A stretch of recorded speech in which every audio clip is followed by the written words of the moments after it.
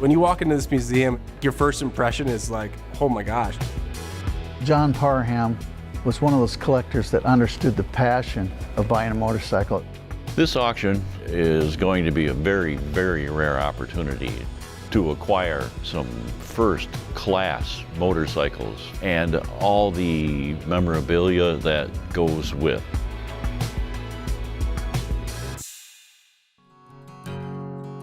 Jill Parham was a very quiet man. Most people would consider him to be more of a thinker than a sayer. John started loving motorcycles at a very early age. Started off owning smaller motorcycles, and then he started building some bikes, and then he started owning more and loving the history of the motorcycling. Jill Parham built a aftermarket motorcycle parts business, parts and accessories, J&P Cycles. I mean, it became a very big deal. It was quite an accomplishment for someone to build a business of that size. In our early years, we did a lot of swap meets. That's how we kind of started off. We did probably 50 swap meets a year, and then we started promoting them. And we were one of the biggest promoters in the world. And we had to stop promoting because J&P Cycles was growing so much. As time went on, he decided, I want to put my dreams somewhere. He began his museum in town, right in Anamosa, this little museum. But then he moved it to this. The National Motorcycle Museum is the leading vintage motorcycle and motorcycle artifacts museum in North America. The National Motorcycle Museum really was one of my dad's lifelong dreams, to show his collection. And I think it was a way for him to show people the history of motorcycling. It's a cornucopia of everything two-wheeled. Every country is represented, and every brand, nearly every model. It's deep. There is everything from little mini bikes to very expensive Merkles to almost every year of the early teens of the Harley Davidson, Vincents, BMWs, Triumphs. You have like the Indy and the Flying Merkel, the Thor, Celsior Henderson. There's even a Sears Roebuck bike that's in this building that they used to sell out of a catalog, right? He's got a Curtis motorcycle in here that I don't think one's ever been offered in public auction ever, and it's a twin to boot. There's a SS100 Bruff Superior right behind it that'll also be in the auction. Some of the displays in this museum are very unique, right? There's a 200-foot of a board track that was literally built in the building. There's some real board track racers on there, absolutely, and those are hard to come by. You don't see the genuine board track racers from that era. We did a hill climb section, so they built a hill climb area, made it look like the rocks and everything. He was smart enough to know that people don't want to just see one certain thing, so he'd buy Hondas, Kawasaki's.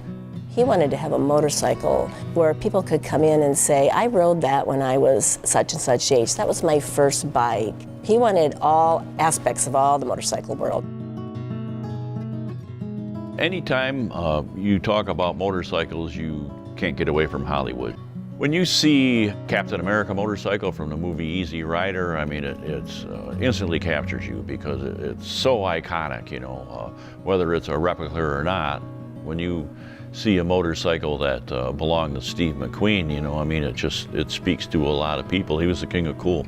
He loved memorabilia too, and so he loved collecting toys and posters and all the stuff that went along with the motorcycling world. He had a huge passion for it. Some of the great pieces are the early advertising pieces that over 80 or 90 years, they're artwork now. Then he kind of got into the bronzes, and it was just unique art because it's beautiful, beautifully made with, you know, different artists. I knew John was sincere and loved my work always. I remember him saying something about the bronzes, like, you know, the bronzes meant something because I could bring those home, or I could buy those, and Jill was excited that I got another sculpture.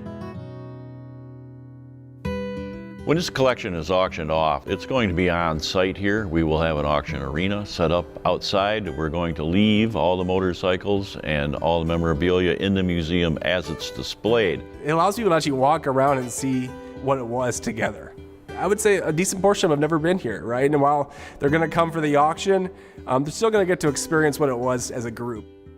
So many of these items anymore, toys, motorcycles, cars, collectibles, signs are being sold on the internet. That gives you a lot more access, but the internet takes out the greatest part of the hobby, the camaraderie.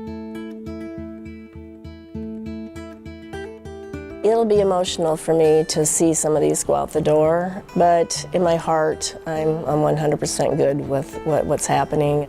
He's always going to be remembered for being the founder of J&P Cycles, but he's just known as a quiet man that sat back and loved the world of motorcycling, loved the history of motorcycling, loved all the people in motorcycling. Yeah, I mean, I hope the people that come to the auction or buy the memorabilia or the bikes really just, they love motorcycling and they're going to display them. I mean, that's what this is all about. John was at the hierarchy of vintage motorcycle collecting, and he was a cornerstone of the hobby. I think what we'll see, besides people coming here and buying artifacts, you're going to see a lot of John's old friends from around the country. It's going to be a celebration of life.